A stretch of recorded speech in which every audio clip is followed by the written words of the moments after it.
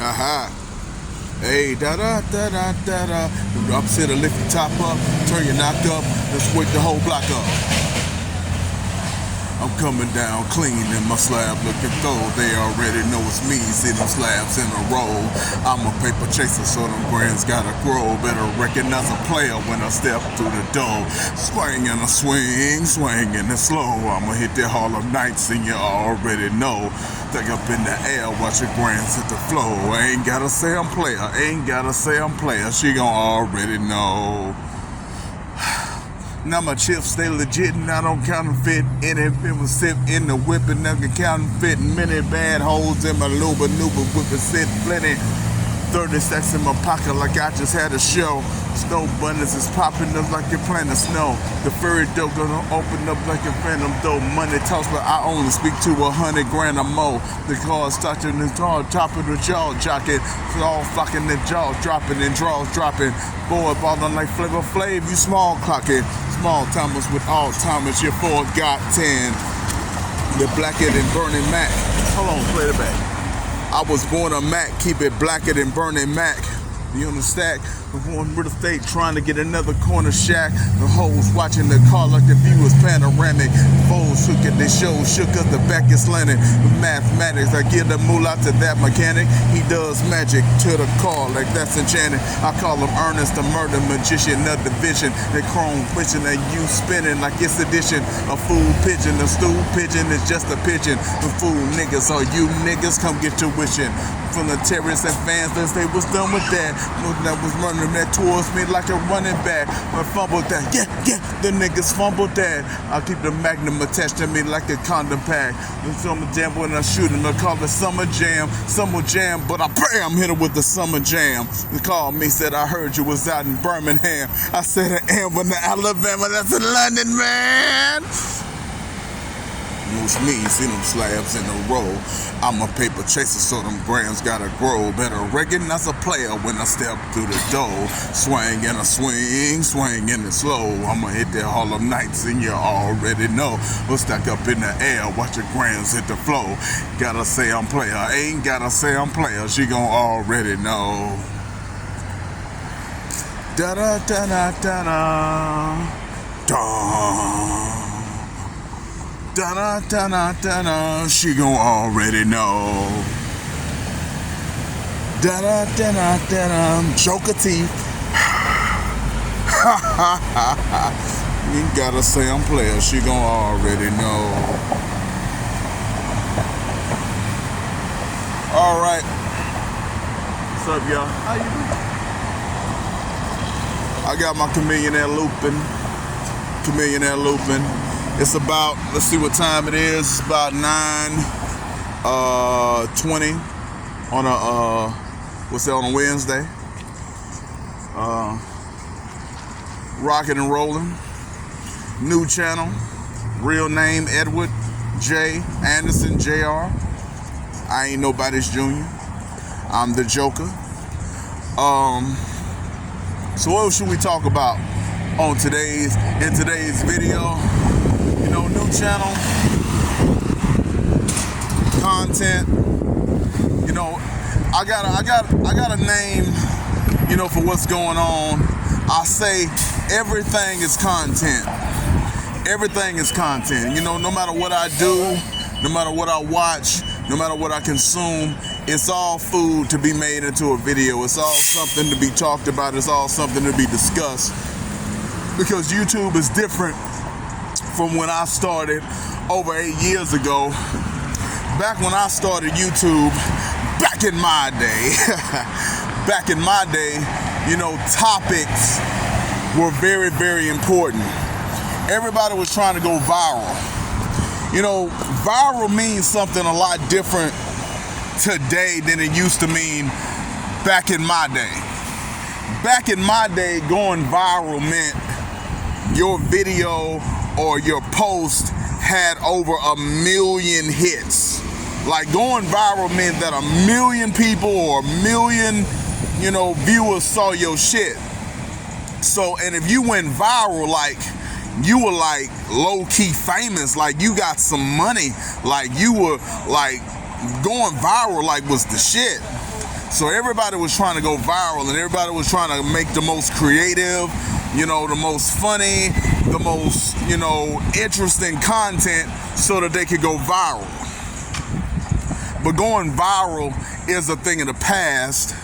And even though I'm an old man, a young old man, but an old man nonetheless, the oldest and the coldest, even though I'm an old man, it's like I gotta advance with the times. I gotta put practice in my game. I gotta put work in my game, and I gotta, not break down and become crippled in my old age. I gotta stay, sharp like my man Dick Gregory and make it into my 80s and 90s, so that I can fight my battle, fight my war, and live my life the hedonistic Hugh Hefner playboy player lifestyle. So, YouTube is a way of life now. YouTube is a way of life. There is no more going viral. Don't nobody go viral no more. Don't nobody watch a 5-minute video or a 10-minute video, or certainly not an hour-long video and it go viral. That's not a thing anymore. So what is necessary now, what is important now, is to pump out content and to promote, to network, to get email lists, stuff like that, so you connect with your viewers. It's really really what's important now on these YouTube streets is engagement and networking and promotion. And that's what I'm really gonna work on in my new city, New Orleans, Louisiana. My proper name, my Christian family name is Edward J. Anderson Jr., but my real name is Mr. Mask Man. My real name is Mr. Mask Man. My actual name, the name that scares demons, the name that makes God and the devil tremble, the name that is facing off against the ultimate, the true God of this world, death itself, is Mr. Mask Man. So Mr. Mask Man is in a war against death. Mr. Mask Man is trying to live his life. Mr. Mask Man has lost a very pivotal battle, and realized that Mr. Mask Man needs Edward back. Mr. Mask Man can't do this alone. Mr. Mask Man is not complete, is not whole without the thing that made him. Because Mr. Mask Man is not as old as Edward is. Mr. Mask Man is not as wise as Edward is. Mr. Mask Man is not as patient as Edward is. And Mr. Mask Man is not as hood smart as Edward is. Mr. Mask Man ain't got the hood knowledge. Mr. Mask Man ain't got the physical body. Mr. Mask Man is not, the Broad Street bully or the Shreveport bully. Mr. Mask Man is not that nigga. I am. Edward is that nigga.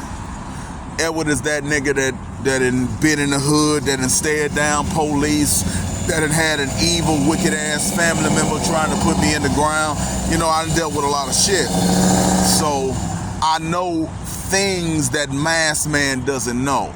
I know things, and he knows things I don't know. He knows things I don't know, and I know things that he don't know, and we share the same mind. We have a hive mind between us. We are not two different people. I don't have a split personality. I am both the Mask and Edward, but for a long time, like after I lost Brittany Williams, I was only Mr. Mask Man. I was only him. I was not Edward at all. I would allow people to call me Edward, but in my mind, I was like, I'm not Edward. I'm the Mask Man. I'm the Mask Man. I don't know who this Edward nigga you talking to is, but if you knew who I really was, you wouldn't be talking like that. So that's what it is. Oh, man, I really kind of got to piss again, but I'm gonna let this video run for a little while. I'm standing in the shade, so this cheap ass phone shouldn't overheat and cut me off like it did in my Whack 100 Tariq Nasheed review.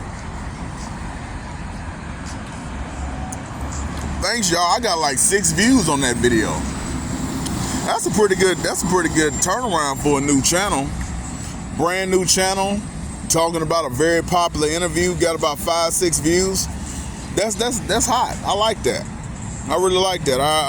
All I did was comment on the video to say check my shit out, and I got a couple of views off of it. I think this procedure, I think this experiment that I'm running is really gonna work out, to like wait the 30 days for my actual YouTube channel to open back up, and then in December 4th, December 5th, whenever I get that email to get back into my shit, whenever that happens in December, you know, to build both channels simultaneously, to build Mr. Maskman and Edward at the same time, so they'll both be at the same level of subscribership, and to link those two channels together so that a channel that got a 30,000 view video that's been around for like 7 years, people have been watching and rewatching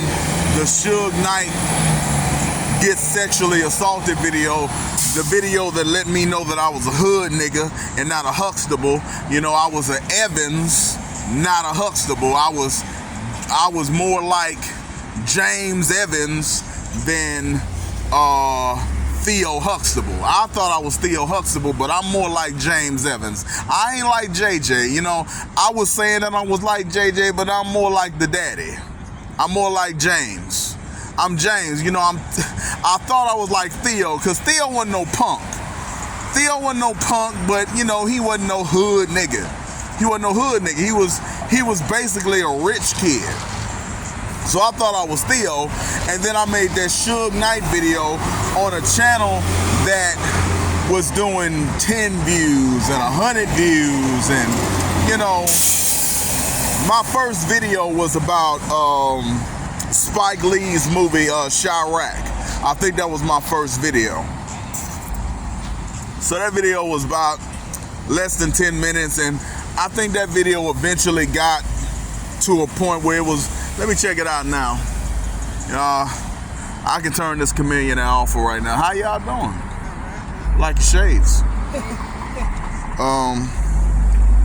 Let me go to my shit. But my first video was about 370, I hate this shit. 370.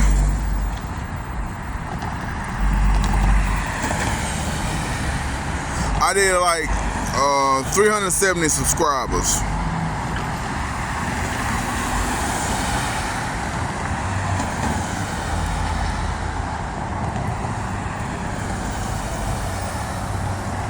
No, that ain't my first video. Oh yeah, hold on, I'm scrolling, y'all. Hold on. Scrolling.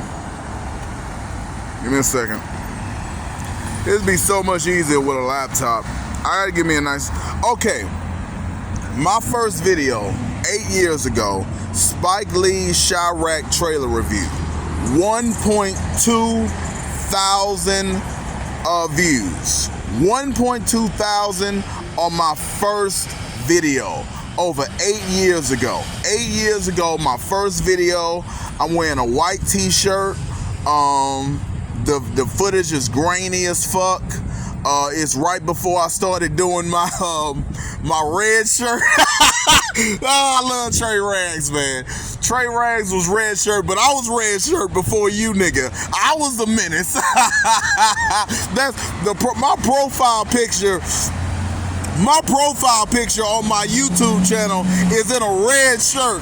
Black man, nonchalant expression, wearing a red shirt, and then all those years later, Trey Rags, a Christian but a good dude, you know, make videos where he's red shirt, basically a guy who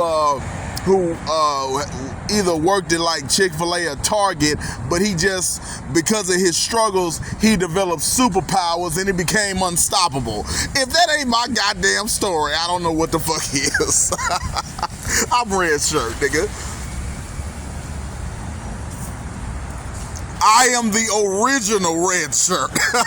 Now, Trey, I ain't saying Trey Rags stole that shit from me. That was an original idea from Trey Rags, but I'm the original red shirt. I ain't bullshitting. Look at this shit. That's me. Hold on. In a red shirt. Like, where's my profile picture? See, hold on. Put it up to the camera. This shit is hard. Like, I'm gonna get me a really nice camera so I can do shit like this. Like,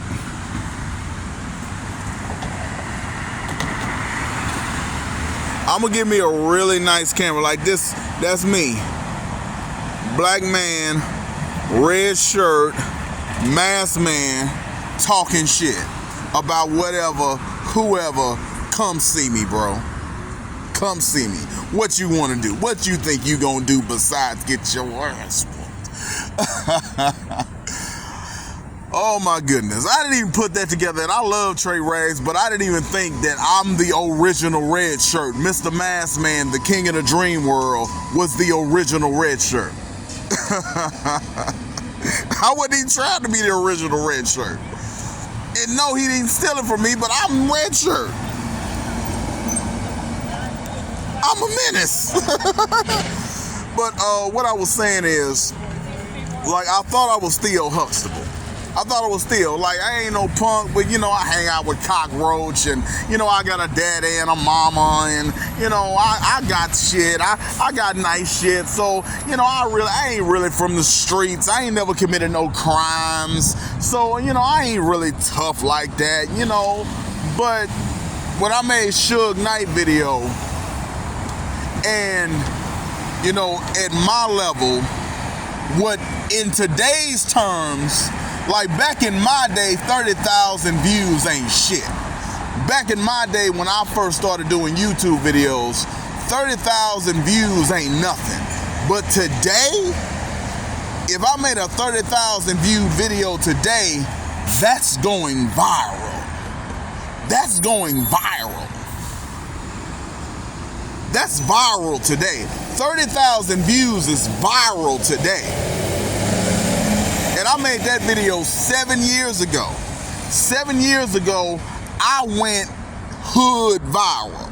I went hood viral, and the streets embraced your boy. The streets embrace, like, I'm famous. It's like 30,000 niggas from wherever, from all over the world, saw that shit, commented, and basically told me, nigga, you are correct. You right. That was some bullshit. They should not, even if Suge Knight actually did get raped in prison, that's some information that never should have made it to the public. They never should have discussed that.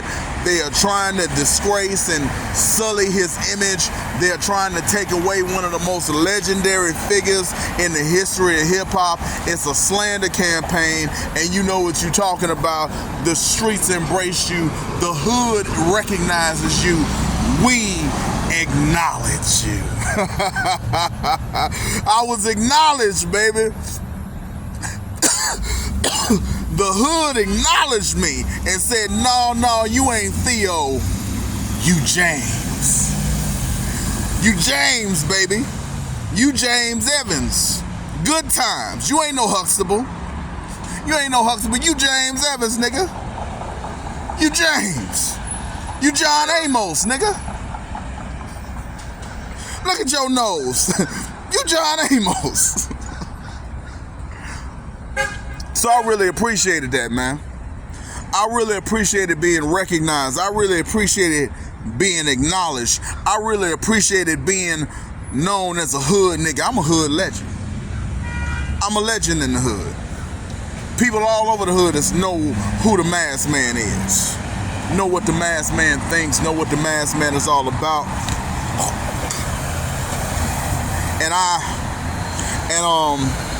And I take this line, I took this line from a movie called Hellboy, the original Hellboy, but it describes me so well.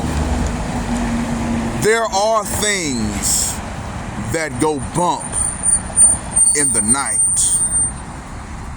I am the man who bumps back. I'm the man who bumps back. Pow, pow, pow, pow. Jason Voorhees now, baby. No more Freddy Krueger. I'm abandoned. I'm a man now. I'm on my own. I'm living in a city like there's this old man that I know. I'm not gonna give his name because I don't want to embarrass him. You know, if this channel, and this channel will take off. This channel will become as popular, if not more popular, than Mr. Masked Man. You know, because they're gonna be built at the same time, and they complement each other. But there's a man I know, old white man, living on the streets,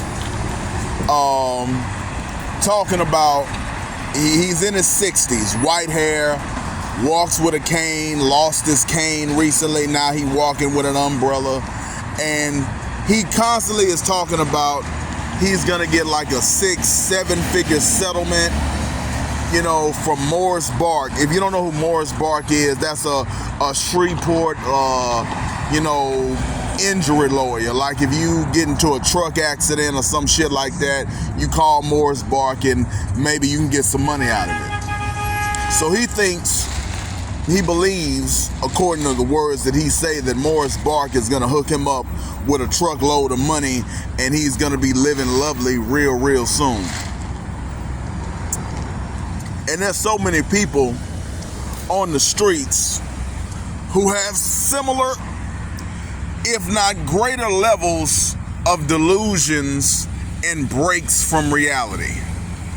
I met another man I know, or who I just say I knew, because everybody these days are basically walking around with toys in their pockets. Very few people have a real, actual phone or have a real, actual phone number. How you doing, man? Very few people have that these days. This is what I would consider to be a toy. This is a toy.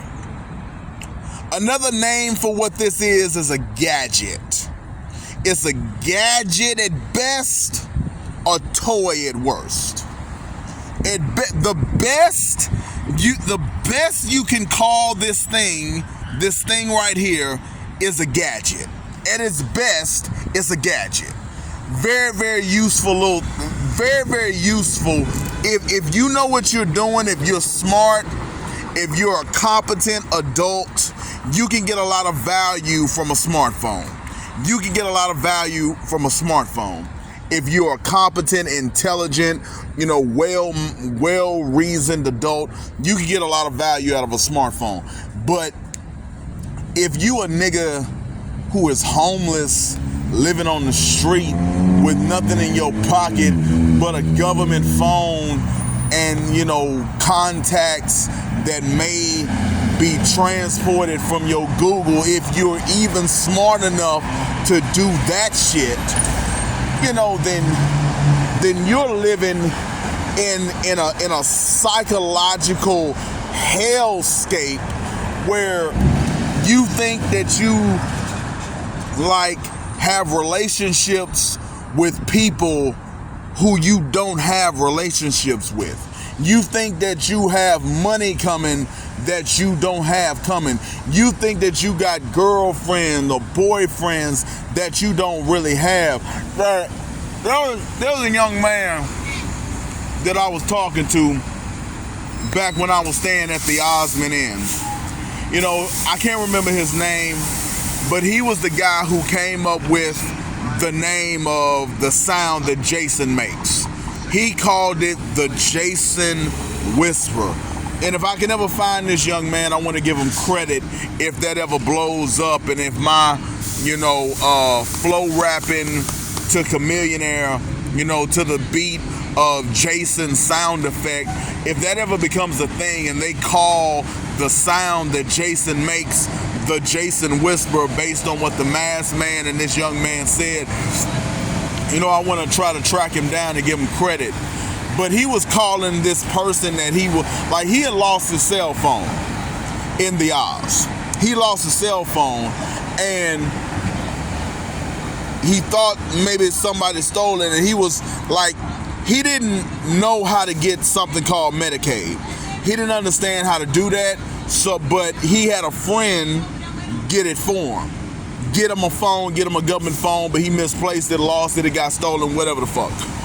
But he was calling this person his sister. Like, he'd say, my sister got me this phone, my sister got me this phone, my sister got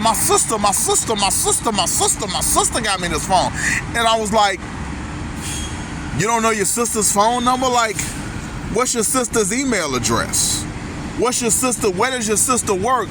And like, when I kept asking him questions, this young man, about 26, 25, something like that, young man who was living in a homeless shelter, talking about, I lost my phone that I needed my sister to get activated for me.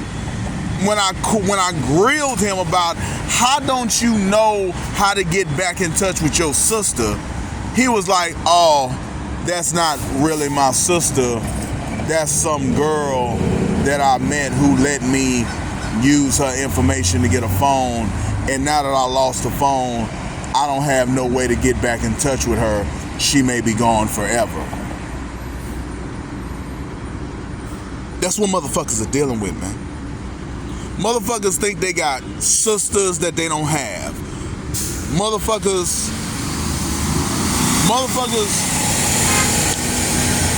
men who are in their 50s. Men who are in their 50s. Balding men. A balding man in his 50s. Living in a homeless shelter. Been living in the homeless shelter for like 8-9 months. Works in the laundry part. Like, hold on, there's an ambulance passing by. Let me wait till the ambulance pass by, because I don't want the sound fucking up my video. But basically works in the laundry part, like washes the clothes for the clients. Basically, he's the head of the laundry. It's not hard work, but it's kind of a job, and he does a pretty good job as being a laundry man.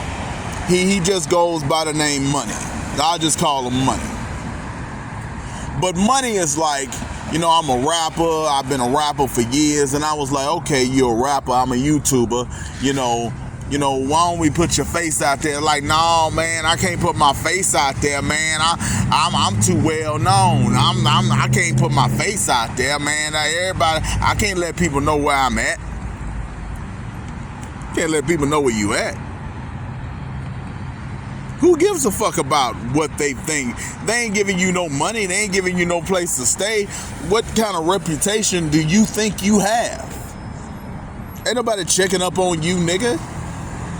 Ain't nobody doing shit for you. You in a homeless shelter, waiting on the Osmond Inn to bless you with a place, and you have exceeded the deadline, the imaginary, make-believe, fictional deadline of 6 to 9 months to a year that it takes them to do the administrative work to find you a place.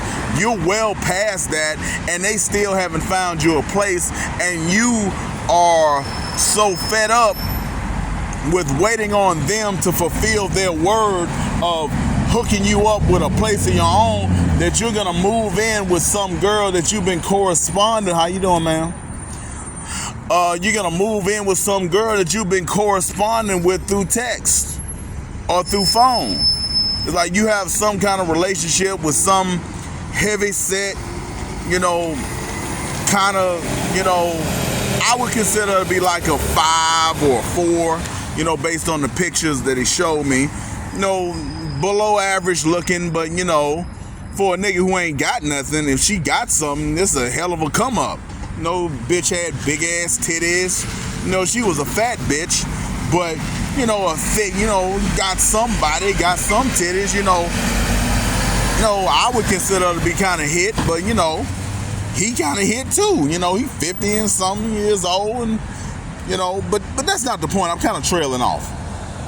But Money was talking about, he was a rapper, and I was like, you're a rapper and you've been rapping, it's like, where's your music at? Where's your sales at? Where's your presence at? Why are you afraid to put your face online? It's like, this rapping shit you talking about don't make no sense. And this was a very like slow talking dude. Like, he talked like very like, he was a very like, he wasn't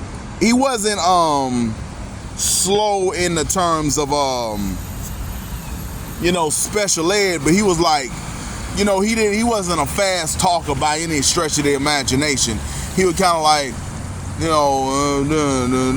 he wasn't fast talking. So I'm like, you got bars, nigga?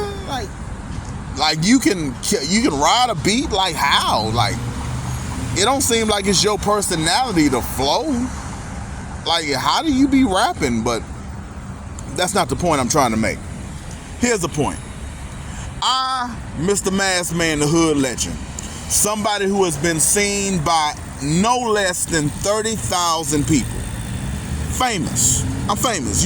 If 30,000 people know your face, you are famous. Bar none. You famous. I'm famous. This nigga who lives in New Orleans, claims to be a rapper, has not produced any evidence of making any song, any album, nothing. I ain't never seen nothing more rap by him ever. Does not have the attitude, the swagger, or the voice inflection of a performer. And we're discussing rap, and he was like, yeah, I know BG. I know Slim. I know Lil Bootsy.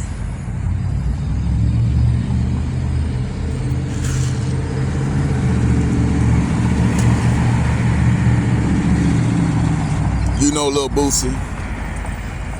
You know Birdman. You know Lil Wayne. And you living in a fucking homeless shelter, man.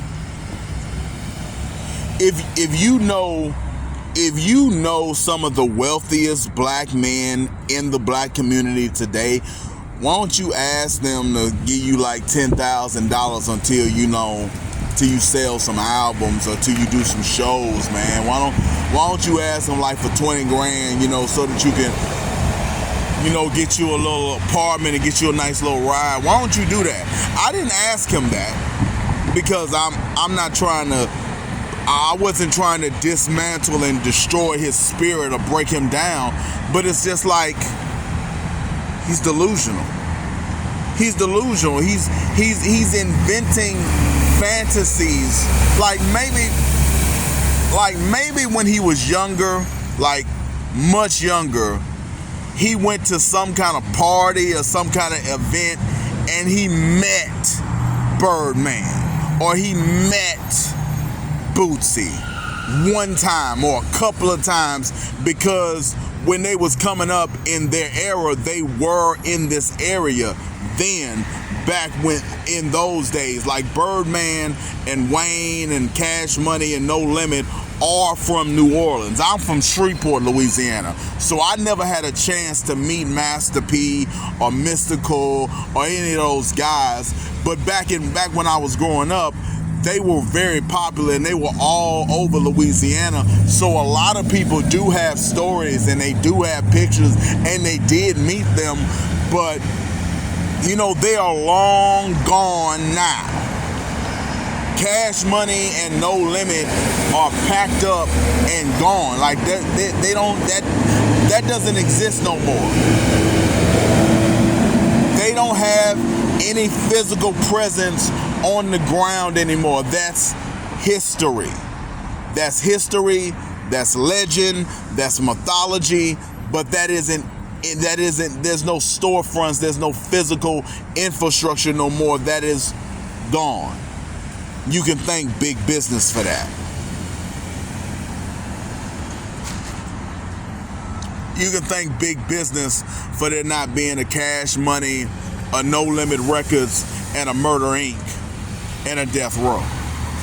You can thank big business because big business didn't want black men to have all that power, to have all that money, and have all that influence in the world. So they did everything they could to force all of those men, you know, out of power. So you got niggas literally thinking that they have relationships with motherfuckers who are black wealthy.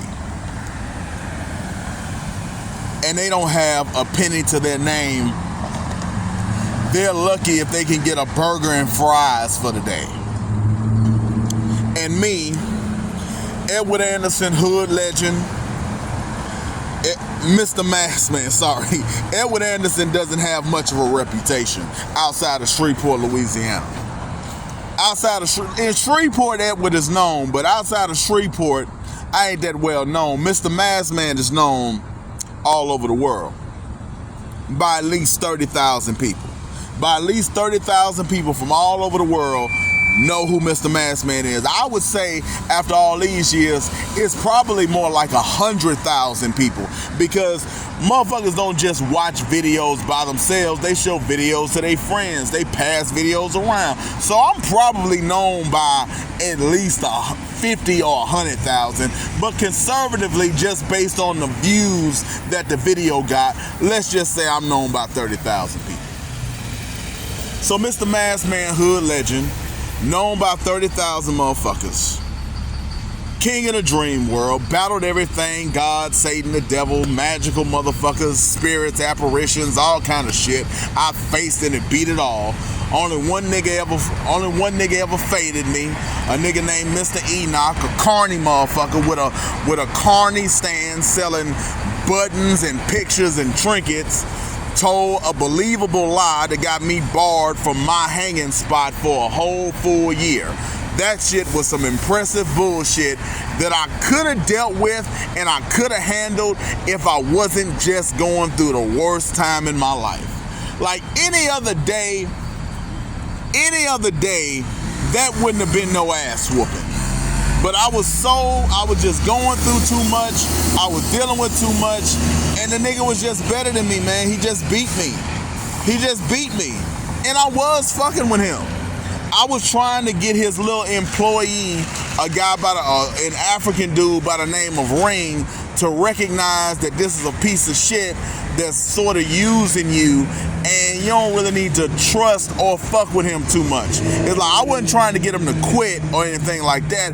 I was just trying to get him to recognize that, hey man, you know, don't let this motherfucker tell you bullshit stories about me or, you know, about Diamond or anything like that. Like, he kind of like throwed off, and he kind of like has this weird old idea about what people are supposed to do for him and how people are supposed to react to him, and kind of wants you to fucking obey him even though he ain't really doing much for you. So be careful. I was trying to do that, and he kind of caught wind of it, and he said some bullshit that, you know, was kind of like true. Like, it was some bullshit. It was make believe, but it was so he kind of like sized me up, and said some bullshit that everybody could believe that I would have said. And I was like, God damn, nigga, how the fuck did you do that?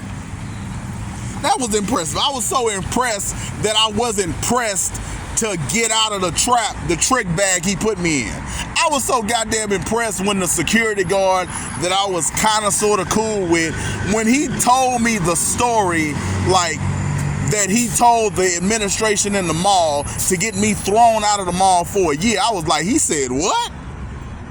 He said I would do what? Oh my God, that's amazing!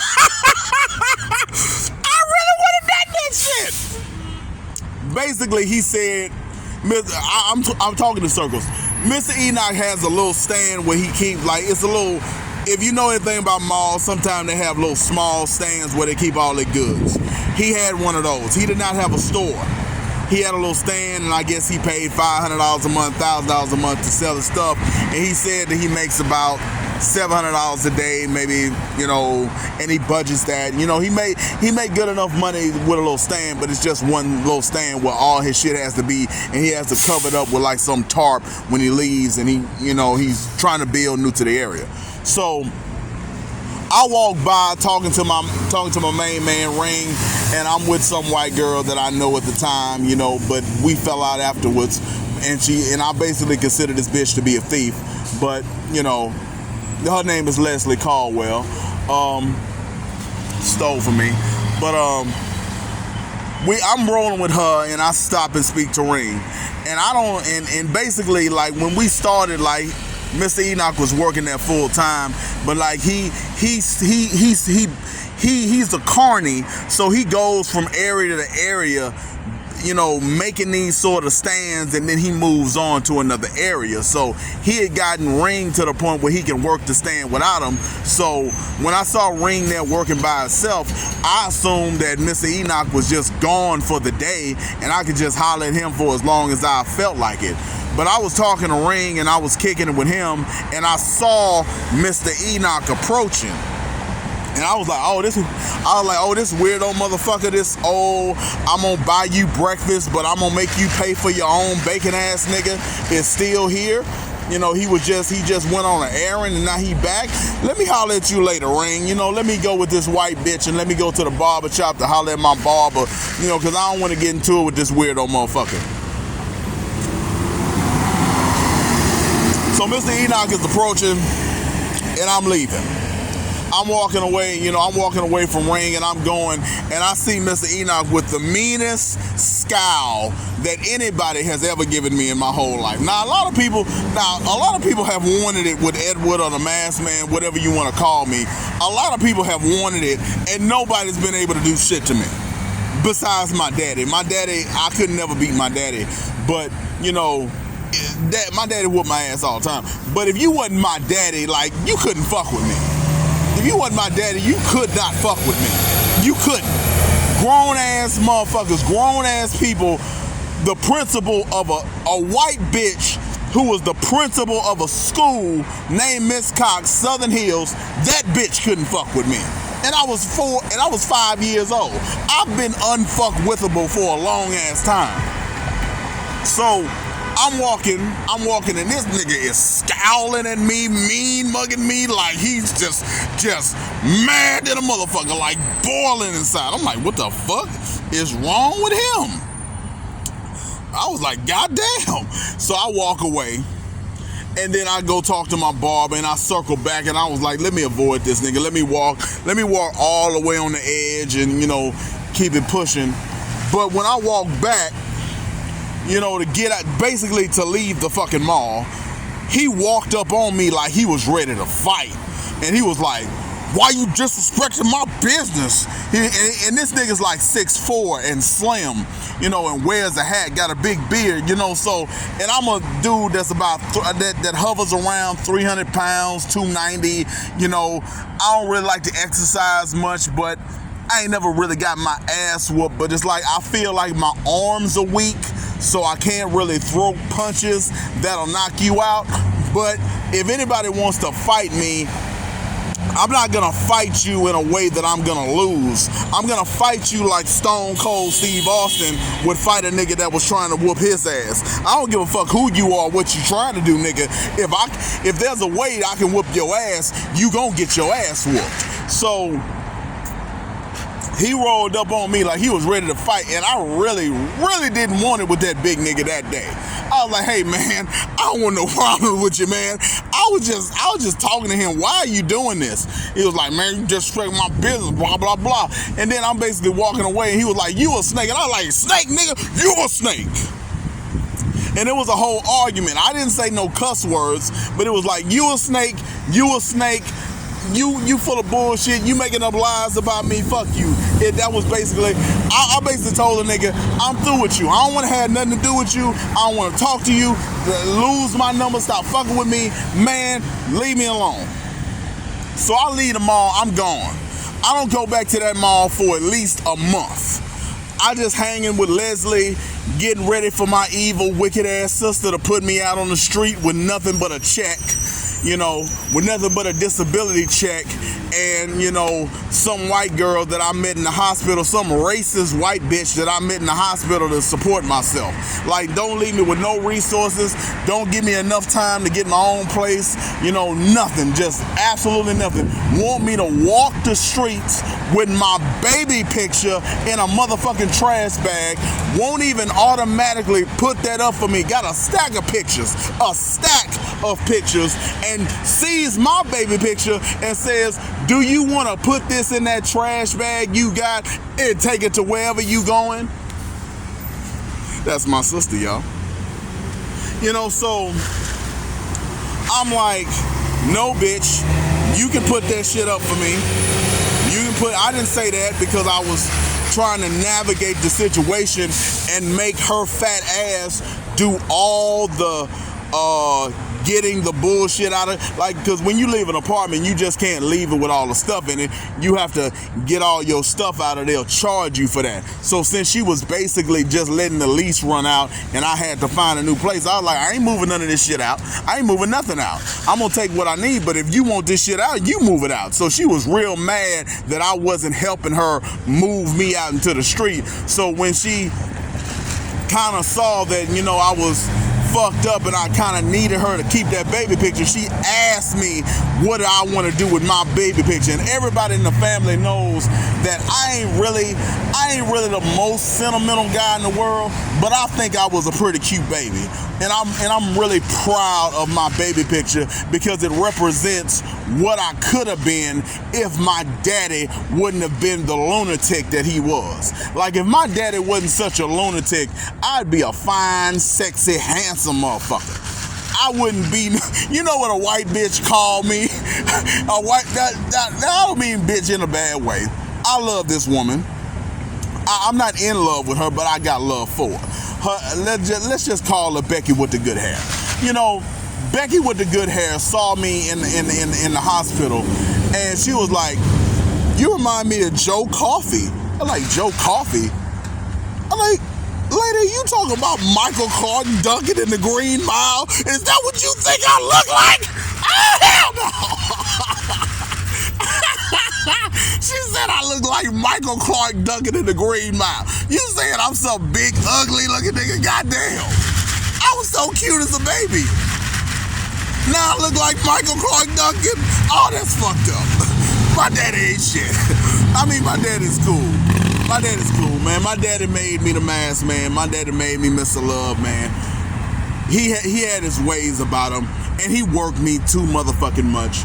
But he wasn't trying to kill me. He loved me for real, and I owe him a lot. It's just I had to let his dumb ass die.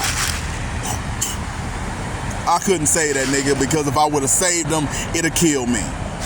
If I would have done for him what I could have done for him and kept him alive as long as his body could naturally live with having type 2 diabetes and, you know, being a fool, you know, if I would have extended his life, it would have shortened my life. So I had to let him go, you know. But basically, Mr. Enoch runs a stand. And he said that when we was having our exchange, you a snake, you know, I don't want to have nothing to do with you. You full of bullshit, leave me alone. He said that I said that I would flip his stand over and turn all that work and make it all garbage and make it all useless. Like, the way that his stand was arranged was very, very organized and very, very presentable. It's like, say what you want about Mr. Enoch, even though his shit was small and his shit was, to me, was some corny hustle shit, you know, it was a well-run business. It was a well-run business. But if I would have flipped that shit over and started stomping on those medallions or whatever the fuck, because he had like shit in the shape of he had like little buttons with like pictures of Jordan on them, and you could punch it into a bracelet, or like Pokemon, you could put a medallion, like you had 3 dots, you could put one with Pokemon, one with One Piece, it was some real cool shit.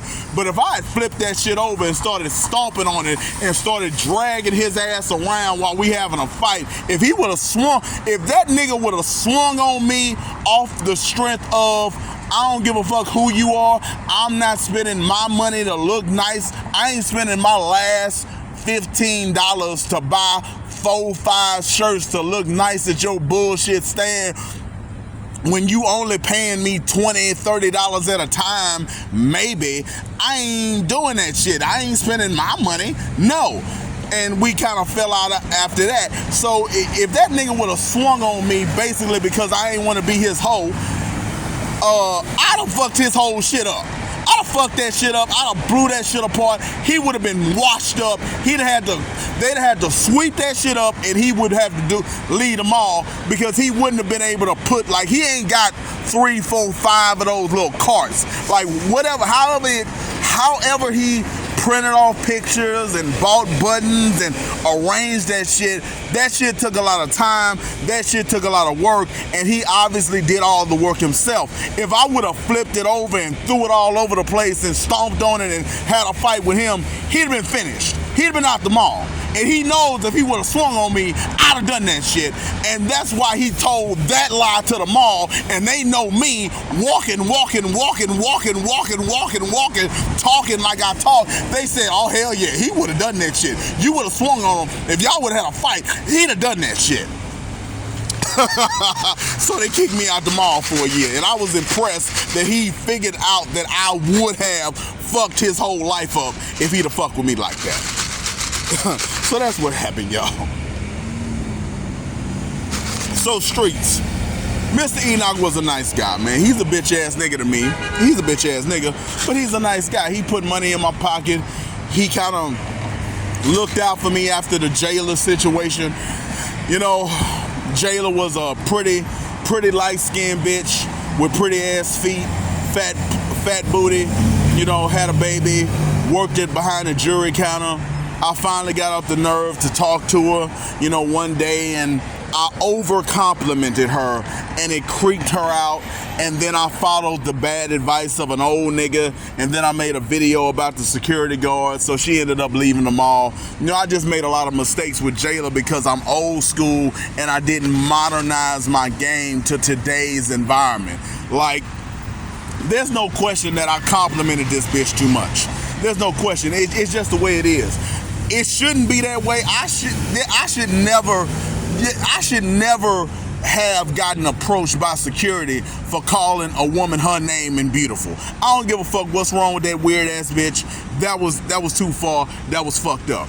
But it's just the times. She has never seen a nigga like me. I am the ancient one. I'm older than old. I'm older than God. I'm older than the devil. The only thing older than me is death. So it's like she ain't know what the fuck was going on. Every time I walk by, hey Jayla, hey beautiful, what is this nigga trying to kidnap me? Is this nigga trying to rob me? Is this nigga trying to steal? So in today's world, bitches do shit like that. But it's like, to me, she just should have said, hey, can you please stop? Hey, you're making me uncomfortable. Hey, why do you keep calling me beautiful? That's all she had to do. And if she would have said stop, or that's enough, or, hey, what do you want? If she would have said anything to alert me to the fact that she was any kind of uncomfortable, I would have stopped calling her beautiful, and I would have stopped and had an actual conversation with her, because I was just coming into my playerism. I was just becoming into my Macism, my true Mac, not the Tariq Mac, but Edward Mac, Mass Man Mac, the way that I Mac, the way that I play, the way that I do things. I was just coming into that, and everybody got to play play for women, and playing for women is the true game, not money. Women is the game, not the money. But that's for another video. But you know, everybody got to come into the game their own way, and I was just getting into it, so I just over complimented her, and I took the bad advice of a nigga, and I never made it right. So, you know, Jayla was dead to me, and I ain't had a nerve. I listened to an old dumbass nigga named Abon Ball, A-B-O-N Ball. Some old nigga I went to church with gave me some stupid ass advice that, how you doing?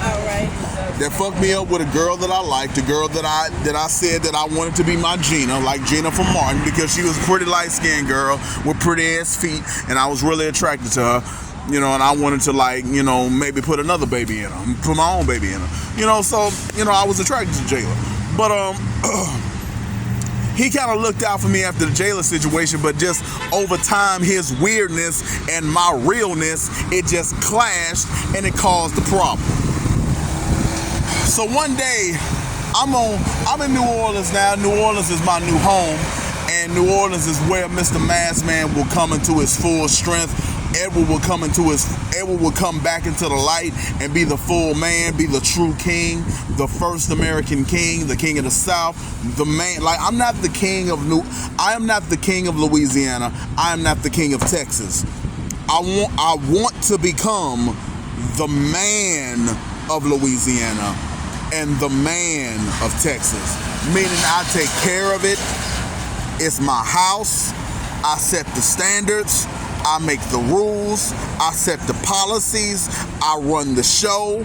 I'm the all in all of Louisiana and Texas.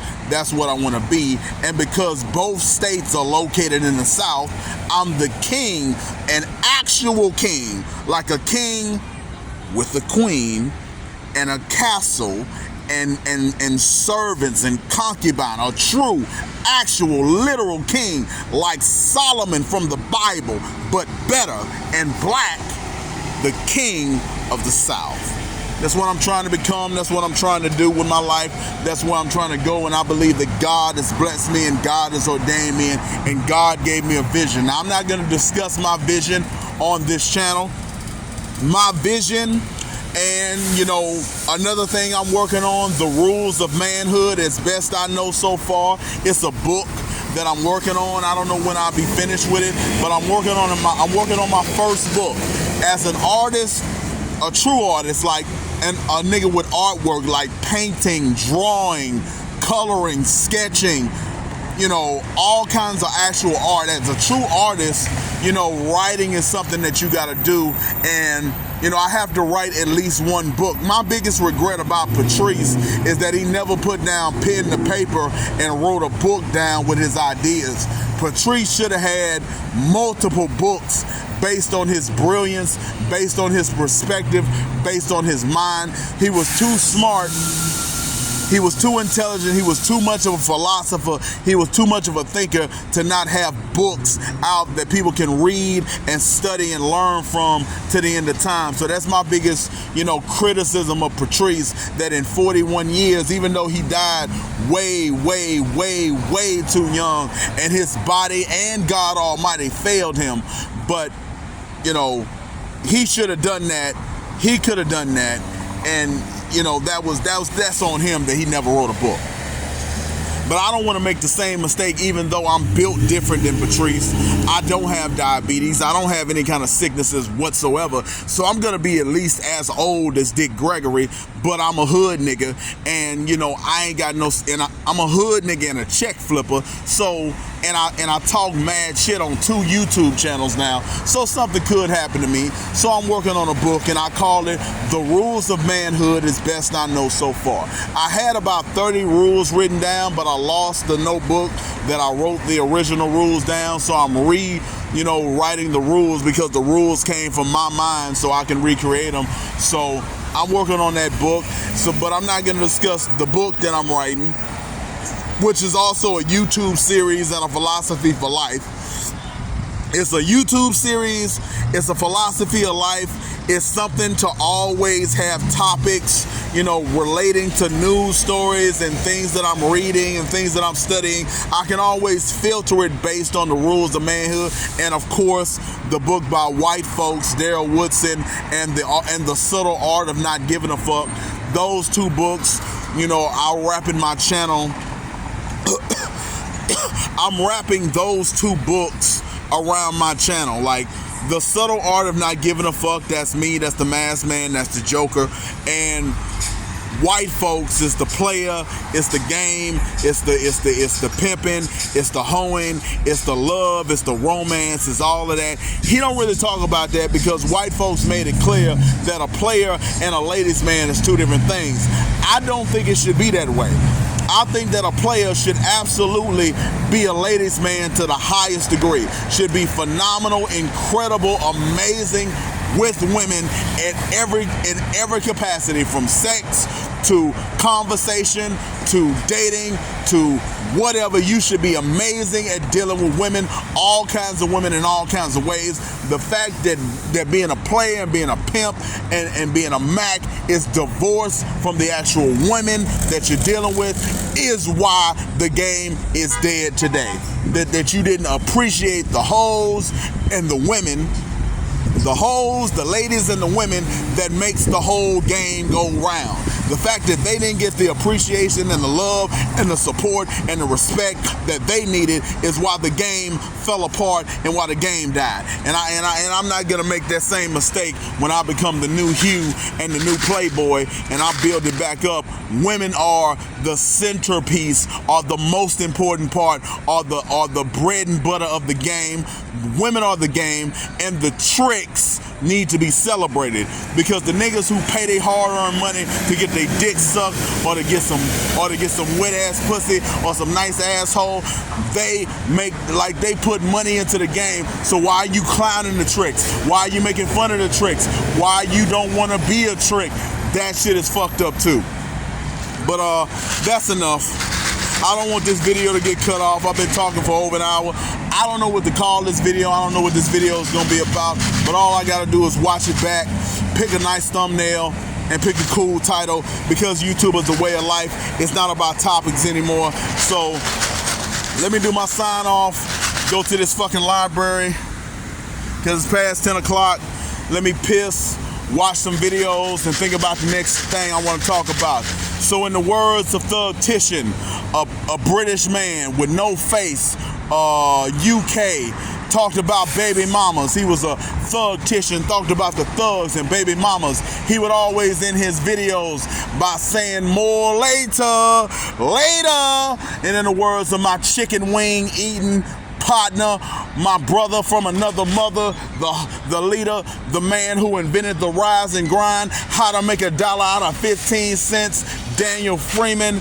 I said one time and I say it again, the man who gave me the hustle that I'm gonna ride until the day I die. If I can't beat death, I'm gonna ride this hustle out, the dollar water hustle.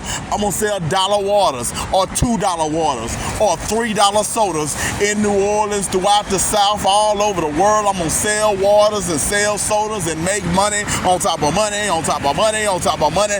Thanks, Danny. He said, next time, partner, next time, partner, next time, partner. And I am the judge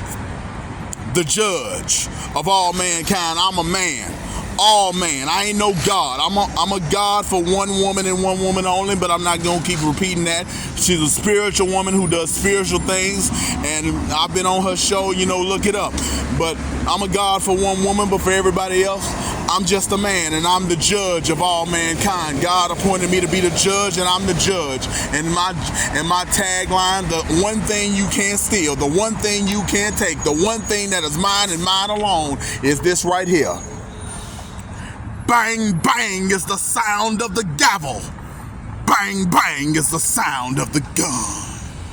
That is my shit, and my shit only. The only person I even might let say that shit is the hood's favorite judge, Judge Judy. If I ever get a chance to speak to, meet Judith Shineland, Judge Judy, have on my programs, have on my channel, reform a relationship, I want her to say that shit multiple times, as gangster as she can say it. And she a gangster for real. She gangster as fuck. So I know she can eat that shit up. But bang bang is the sound of the gavel. Bang bang is the sound of the gun. So that's my shit. So we got Thug Titian. More later. We got Daniel Freeman. Chicken wing nigga. Next time, partner. And you got Masked Man, Edward Anderson. Bang bang is the sound of the gavel. Bang bang is the sound of the gun. Let's sign off. In the words of Thug Titian, the thug from Britain. More later. In the names of Daniel Freeman, owner of the Rise and Grind, how to make $1 out of 15 cents. Next time, partner. And in my words, the judge. This video is over. This case is closed. I've made my ruling. My verdict is law. My decisions are final. I am not only the black authority, I am the final authority. Bang bang is the sound of the gavel. Bang bang is the sound of the gun.